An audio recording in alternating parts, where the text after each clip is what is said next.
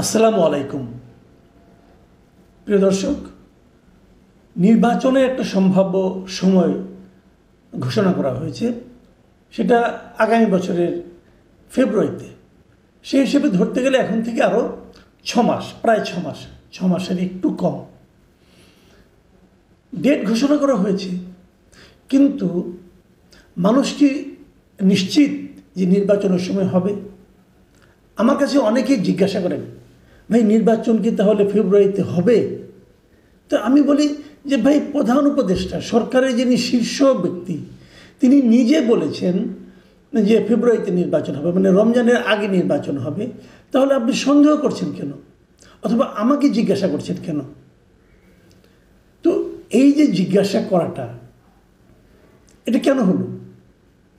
এটা হলো এই কারণে যে প্রধান উপদেষ্টা নিজের এমন একটা ইমেজ গত 1 বছরে তৈরি করতে পেরেছেন যে তার কথায় মানুষ বিশ্বাস করে না, তার কথায় মানুষ আস্থা রাখে না। উনি একটা আন্তর্জাতিক খ্যাতিসম্পন্ন ব্যক্তিত্ব। ওনার জন্য এই যে বাস্তবতা, এটা কিন্তু খুবই মর্মান্তিক আমি মনে করি। এই বয়সে এসে উনি যদি উপলব্ধি করতে পারেন যে মানুষ ওনার কথায় আস্থা রাখে না, এর চেয়ে দুঃখজনক আর কী হতে পারে? দেখুন, আমি এই যে কথাগুলি বললাম, এর আরেকটা আমি আপনাকে দৃষ্টান্ত দিচ্ছি। দেখুন কী হচ্ছে দেশে নির্বাচনটা নিয়ে। নির্বাচন নিয়ে নানা ধরনের কথাবার্তা হচ্ছে, নানা ধরনের, মানে কে কীভাবে নির্বাচন চায়। জামাত বলছে তারা পিয়ার পদ্ধতির জন্য আন্দোলন করবে, আরেকজন বলছে যে আগে বিচার হতে হবে, সংস্কার হতে হবে, অনেক কথা কাহিনী কিচ্ছা সব কিছু হচ্ছে। কিন্তু মানুষ কি নির্বাচন নিয়ে খুব বেশি একটা চিন্তা ভাবনা করছে? না, করছে না। আমি আজকে একটা জরিপের কথা বলি। আজকে জরিপটা আমি পত্রিকায় পেলাম যে, মানে আপনার একটা প্রতিষ্ঠান BRAC institute of governance and development, BIGD, এরা একটা সার্ভে করে, নাম দিয়েছে তারা পালস সার্ভে, মানে মানুষের মধ্যে কী চলছে, মানুষের পালসটা কী, এটা সার্ভে করে বিভিন্ন সময়। গত বছরও তারা একটা সার্ভে করেছিল, গত বছরের অক্টোবরে। তাদের প্রশ্ন থাকে কয়েকটা, যে আপনি কি সিদ্ধান্ত নিয়েছেন কি না, কাকে ভোট দিবেন, অথবা দিলে কাকে দিবেন, অথবা কী করে, এইরকম কয়েকটা প্রশ্ন। তারা গ্রামের মানুষকে করে, শহরের মানুষকে করে, এরকম একটা তারা প্রশ্ন করে, এবং প্রশ্ন করার পর সেখান থেকে একটা জবাব নিয়ে তারা একটা রেজাল্ট বের করে। গত বছরের অক্টোবরে তারা একটা এরকম সার্ভে করেছিল, এবং সেখানে তারা যে রেজাল্টটা পেয়েছিল সেটা ছিল এরকম যে ওখানে 38% মানুষ বলেছিল তারা ভোটের ব্যাপারে এখনও সিদ্ধান্ত নেয়নি। গত বছরের অক্টোবর অনেক আগে ছিল, এখন থেকে আরও 8 মাস আগে। কিন্তু হতেই পারে 8 মাস পরে এসে যখন তারা ওই আবার একই জরিপটা আবার করলো চেঞ্জটা দেখার জন্য, এখন কিন্তু 48.50% মানুষ বলছে যে তারা কাকে ভোট দেবে সে বিষয়ে এখনও কোনো সিদ্ধান্ত নেয়নি। মানে ভোট দেওয়ার ব্যাপারে কাকে দিবে তারা বুঝতে পারছে না। গত বছর 38% বলেছিল আমরা কাকে দেবো জানি না, আর এখন 48% লোক বলছে তারা কাকে দেবে তারা জানে না। কেন এরকম অনিশ্চিত ভোটারের সংখ্যা বাড়ছে কেন? মানে তারা কোনো ব্যাখ্যা দেয়নি, তারা কেবল হিসাবটা দিয়েছে। আমি এটা ব্যাখ্যা করার চেষ্টা করেছি, আমি ভাবার চেষ্টা করেছি যে কেন মানুষ ভোট নিয়ে ভাবছে না, এখন পর্যন্ত কাকে ভোট দিবে সেটা ভাবছে না। ভাবছে না একটা কারণেই, এই সরকার ভোটের এমন একটা মাঠ তৈরি করেছে যে মাঠে মানুষ জানে না যে তারা ভোট প্রার্থী হিসেবে কাকে পাবে, এখনও জানে না। কারণ জামাত বলছে তারা পিয়ার নিয়ে আন্দোলন করছে, জামাত শেষ মুহূর্তে যদি ভোট বর্জন করতেও পারে। এনসিপিও বলছে বিচার এবং না হলে, সংস্কার না হলে তারা নির্বাচন নাও করতে পারে। তারা না করে তাহলে ভোটে থাকবে কে?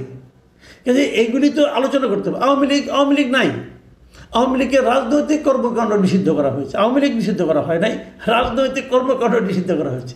মানে ভাবখানে এরকম যে তোমার খাওয়া আমি বন্ধ করলাম না, কিন্তু তুমি মুখ দিয়ে কিছু ঢুকাইতে পারবা না। বিষয়টা খেয়াল করেন, তো মুখ দিয়ে না ঢুকালে আপনি খাবেন কোথেকে যাবে ভাই? হিসাব নিলে এরকম আর কি, যে আওয়ামী লীগের রাজনৈতিক কর্মকাণ্ড বন্ধ, কিন্তু আওয়ামী লীগ নিষিদ্ধ না। তাহলে আওয়ামী লীগের যদি রাজনৈতিক কর্মকাণ্ড বন্ধ হয়, নির্বাচন থেকে রাজনৈতিক কর্মকাণ্ড, তার মানে আওয়ামী লীগ নির্বাচন করতে পারবে না, নৌকা মার্কা ব্যালট পেপারে থাকবে না, থাকবে না। তাহলে মানুষ তো সিদ্ধান্ত নিতে থাকবেই। মানুষ তো ভাবতে শুরু করেছে যদি নৌকা থাকতো তাহলে আমি বলতে পারতাম নৌকায় দেবো না ধানের শীষে দেবো। যদি নৌকা না থাকে অথবা থাকবে কিনা জানি না, তাহলে আমি কাকে ভোট দেব? এটা তো একটা বড় সিদ্ধান্তহীনতা, তাই নয় কি? দেখুন, আমরা কিন্তু গত 2024-এর জানুয়ারিতে যে নির্বাচনটা হয়েছিল, আওয়ামী লীগ করেছিল, ওটাকে আমরা বলেছিলাম কি আমি এবং ডামি নির্বাচন। কেন বলেছিলাম?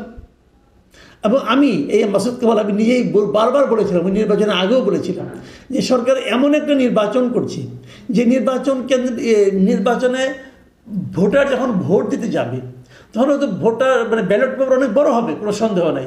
সেই ব্যালট পেপারে হয়তো 4 জন 5 জন 10 জন পর্যন্ত প্রার্থী থাকতে পারে, কোনো সমস্যা নাই। কিন্তু সমস্যা হলো একটাই, আপনি যেখানেই ভোট দিবেন ওইটাই হবে আওয়ামী লীগের ভোট, যেখানে ভোট দিবেন, কারণ সবই তো আওয়ামী লীগের ক্যান্ডিডেট।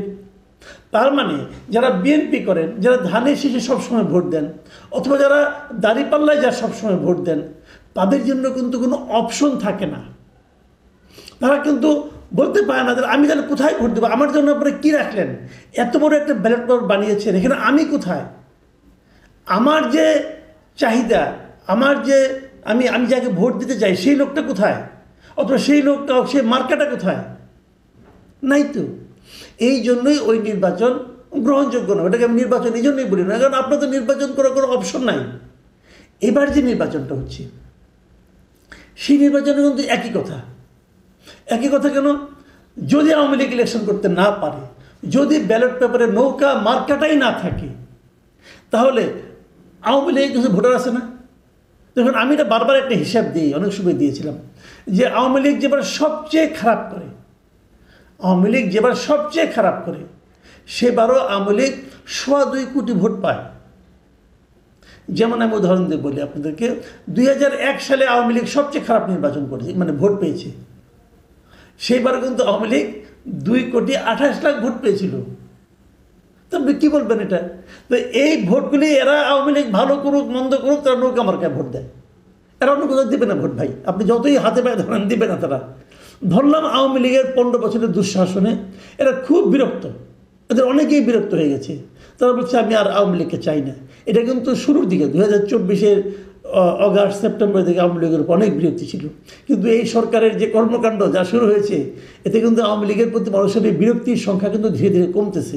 যাই হোক, ওই আলোচনা নাই বা গেলাম। এই যে বিরক্তি, মানে আওয়ামী লীগে যারা ভোট দেয় তো তারাও যে আওয়ামী লীগের প্রতি বিরক্তি, যে বিরক্তিটিকে আমি হিসাবে রাখি, তাহলে আওয়ামী লীগে কিছু ভোট কমেছে। কত কমেছে? আবার দেখুন, এর মধ্যে কিন্তু জনসংখ্যাও বেড়েছে, ভোটার সংখ্যাও বেড়েছে। তার মানে হরে ধরে যে কিন্তু হয়তো কাছাকাছি থাকবে। বাট আমি ধরলাম আপনাদের কথা অনুযায়ী আওয়ামী লীগ খারাপ দল, আওয়ামী লীগ অনেক লোককে হত্যা করেছে, আওয়ামী লীগের নেতাগুলি খারাপ, সব ধরলাম।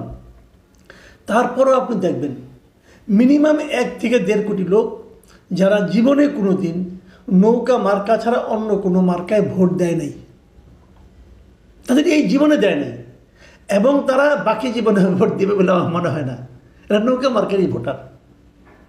তো তারা যদি নৌকা না দেখে তারা হয়তো ভোটই দেবে না, এমনও হতে পারে। কিন্তু তো সেক্ষেত্রে এই ভোটারদের জন্য আপনি বিকল্প কি রাখলেন? আমি নির্বাচন কমিশনকে বলতে চাই, আমি সরকারকে বলতে চাই, আপনারা এই 1-1.5 কোটি মানুষের জন্য বিকল্প কি রাখলেন? সংখ্যাটা কিন্তু বেশি হবে, আমার ধারণা আরও বেশি হবে। কিন্তু আমি যেহেতু আপনারা বলছেন যে আওয়ামী লীগ খুব খারাপ করছে, মানুষ আওয়ামী লীগকে রাগ বলে সব মানলেও কমাইলেও আপনি যদি 3-4 গুণ কমিয়ে ফেলান, তারপরও আপনি এর চেয়ে কমাতে পারবেন না। তো 1-1.5 কোটি লোক